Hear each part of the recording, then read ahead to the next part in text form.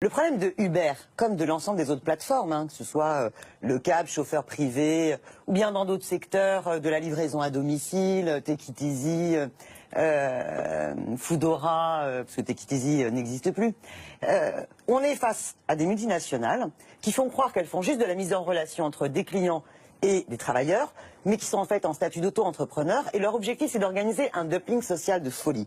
L'ubérisation, c'est la paupérisation, c'est-à-dire c'est un nouvel esclavage moderne, un capitalisme à l'état pur, et qui peut se résumer à travers cette promesse de Travis Kalanick, qui est le patron d'Uber, qui dit « Mon rêve, en fait, mon projet politique, eh bien, c'est d'imposer un modèle du travailleur sans droit. » Comment vous, pardonnez-moi, mais comment vous définiriez l'ubérisation? Parce que tout le monde emploie ce terme, mais on ne sait pas trop ce que ça l'ubérisation, c'est pas les nouvelles technologies. Les nouvelles technologies peuvent s'organiser différemment. L'ubérisation. Pour vous, c'est la libéralisation à outrance de l'économie? C'est de faire une plateforme qui prétend mettre en relation, mais en fait, c'est un capitalisme de la rente qui s'exonère de toute obligation d'employeur, zéro cotisation sociale, et qui s'exonère aussi de ses obligations fiscales. L'ubérisation dans cette mise en relation, eh bien, casse les réglementations des métiers et paupérise.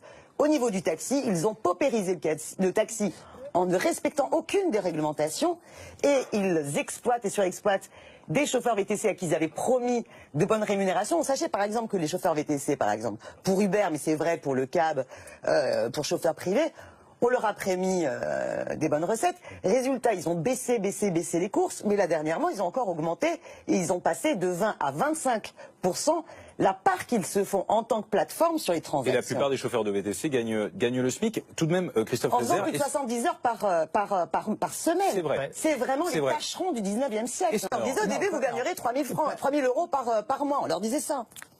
Mais non, on leur disait rien du tout. Si, bien sûr, au début, on leur a promis, bien sûr, on leur a dit, allez-y, endettez-vous à acheter une Est-ce que le système du beurre et les autres n'est pas, au final, un échec? C'était ma question. Vous en avez qui gagnent davantage et vous en avez qui gagnent moins. Parce que ça dépend de leurs besoins.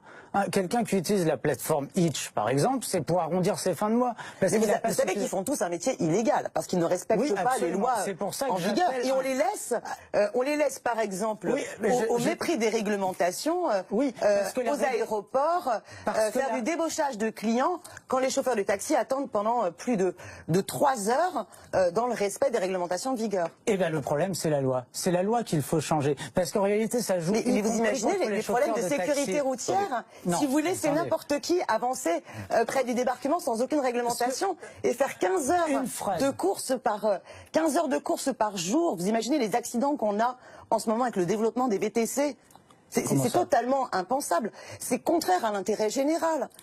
Travailler, le taxi n'a pas le droit, par exemple, de faire plus de 11 heures de travail par jour, ce qui est déjà énorme. Mais pour une question de sécurité routière, vous comprenez bien que c'est pas possible de laisser des gens conduire plus de 11 heures d'affilée. Eh bien, le VTC fait autant d'heures qu'il veut. Est-ce que vous trouvez ça raisonnable?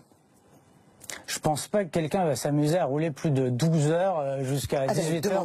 Bien sûr que si, ils font plus de 15 heures. Beaucoup de chauffeurs de VTC roulent effectivement beaucoup. Vous en avez un qui est décédé dernièrement, tout simplement parce qu'il abusait des boissons énergisantes pour tenir. Voilà. Et donc il est mort d'une crise cardiaque qui était provoquée justement par l'abus de boissons énergisantes. Pourquoi cet homme va jusqu'à faire autant d'heures? Parce qu'il est payé une misère, monsieur.